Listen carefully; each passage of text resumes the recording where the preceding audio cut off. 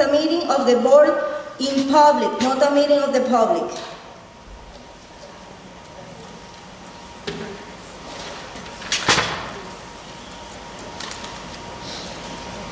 Is Patty awake?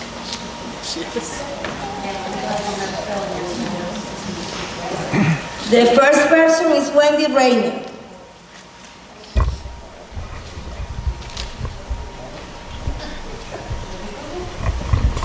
Good evening. Good evening. Parent involvement is crucial in the CPAC and informative to this district. So imagine the despair after meetings that I can count in one hand was stopped and never brought up again. Why, I ask? Because this district cannot fathom the idea that parents were actually beginning to know their rights. Imagine the disgust when it has been brought to my attention that a web page that was made to allow the parents and special needs children know this information, know their rights, the laws, and count the resources wants to be brought down because it's using the Elizabeth name. Elizabeth public schools are not mentioned in this site. Again, the district is wasting taxpayer funds for frivolous legal fees. I am my son's strongest advocate, and remember, I am a mother of a special needs child. Once again, it's a stab to our children. How dare you try to take away the only resources these parents have to help them advocate for their child? It clearly seems to me that these disgusting moves are once again brought to you by bitter board members that would rather attack parents than to place the children as their priority. You care more about the site using the Elizabeth name than the real issues with the lack of CPAC and communication with parents. You have no control whatsoever how the city's name is being used. You waste funds on legal fees, steal lunch funds so our kids can sit on milk crates, and you want to attack parents. You should all be ashamed of yourselves. Some of you there know exactly what it feels like to raise a child with special needs. You know the desperation, the lack of understanding from family and friends, and the challenges that we have on a day-to-day basis. As board members, you out of all people should be the first ones to help parents, especially the ones that do not speak English but would rather keep them in the dark. Mr. Monteiro, in previous meetings you called us parents bitter. Well, it seems to me that I got better at advocating for children with special needs, better at exposing your corruption, and better at doing your job. Let's get one thing clear. I do not need to hide behind a computer or use fake social media names like your buddy Don Goncalves did. You do not intimidate me, you will not shut me up, and your legal scare tactics that you just tried previously just fire me up to fight even harder. So tell me, Mr. Monteiro, who's bitter now?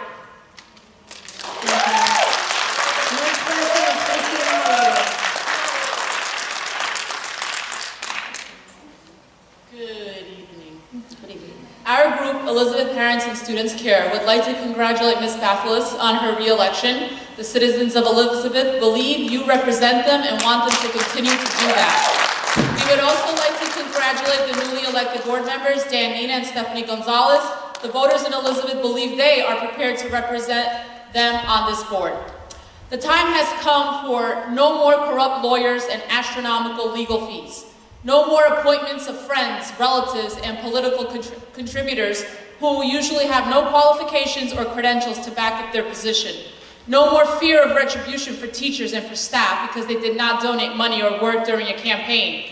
No more lack of accountability or transparency from the chief school administrator and this board. No more wasteful spending.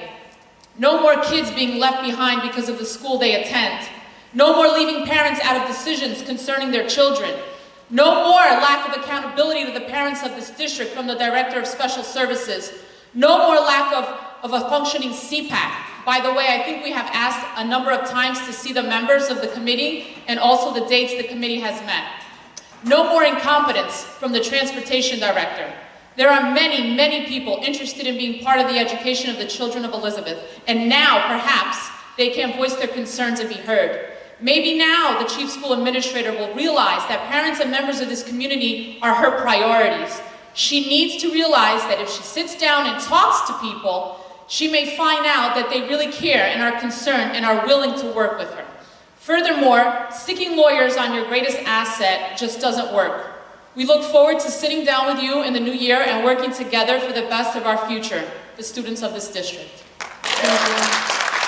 Next person is Lorenz.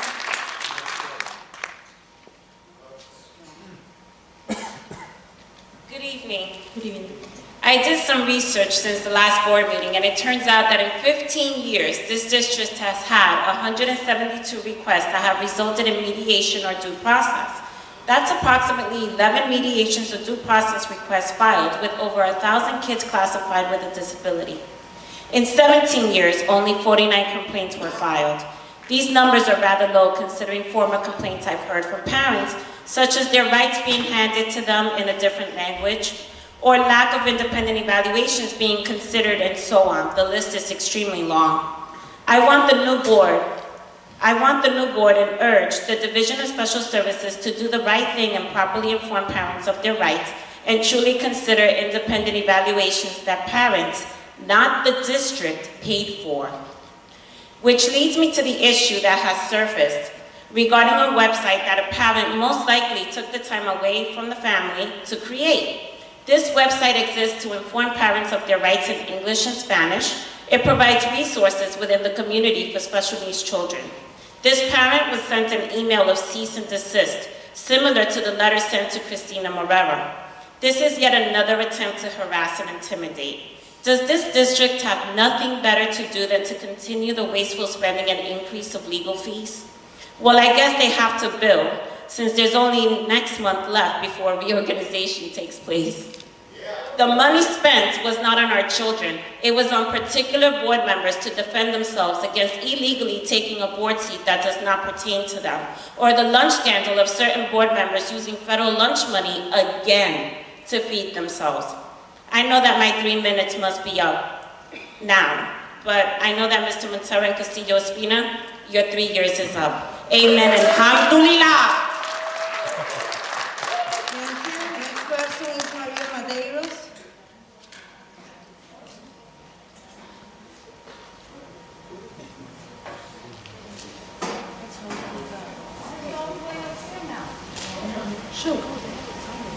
Good evening. Listen, I know about what's going on with the election. It shouldn't matter if it goes back to April, okay? It's up to the voters. I want to move back to the April because I want to see what's going back on the budgets. Because I think that we should have the right to vote on this budget to pass, because a lot of the legal fees are on it. So I'm for back to the April. And I don't care who's against me, say it to my face. Two, okay? I'm glad that, you know, these are all coming together, but I think that it's unfair that these are holding a lot of people's positions on hold. I know that you aren't going to be firing people in January, but I know that you are going to do it when their contracts are up. I don't think that's right. You should give a lot of these people an opportunity to show what they could do. Don't take their livelihoods away from them. Let them earn it, let them show. He's always said that they were under a dictator. Now there's not going to be another dictator. Let these people, they have families, they have mortgages. What you wouldn't want done to you if we had a new mayor, don't do it onto them. Because a lot of people are really concerned, and these are really good people. So I hope that you could reconsider, and I don't need nobody bashing over here, because I really don't care. And I'm wearing my turban because my family is Palestinian, just in case you didn't know. I'm not a raghead. But it hurts because I lost my nephew that's a Palestinian. And that's why I'm wearing my turban today, because I don't like name calling. Because nobody knows who my family is, like I don't know nobody. So yeah, I am upset. Because I lost my nephew that's a Palestinian 3 years ago to 2 African Americans. And I still give everybody the right. I don't disrespect nobody's race, ethnic, or anything, and I don't want it ever to be done. All right? So I'm just asking everybody to have some consideration and passion. Don't get rid of these people in June. Let them work. Thank you. Thank you. Next person is George Castro.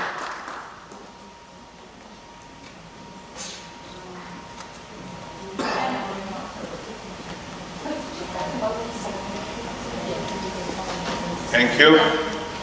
Members of the board, Madam President, thank you for allowing me to speak today. Commissioner Bateles, congratulations. Congratulations on your overwhelming victory this past election. Like you, I taste and I savor the sweetness of your victory.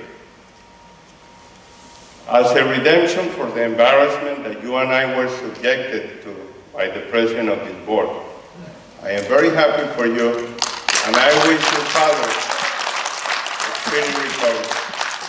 Thank you.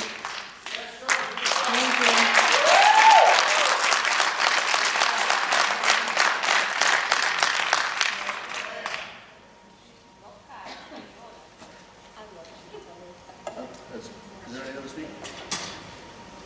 What's that? At this point, we finish the public speaking portion. Okay, Madam President, I just wanted to comment on that last speaker, Mr. Castro. I thought that was very uncalled for and disrespectful to you, Madam President.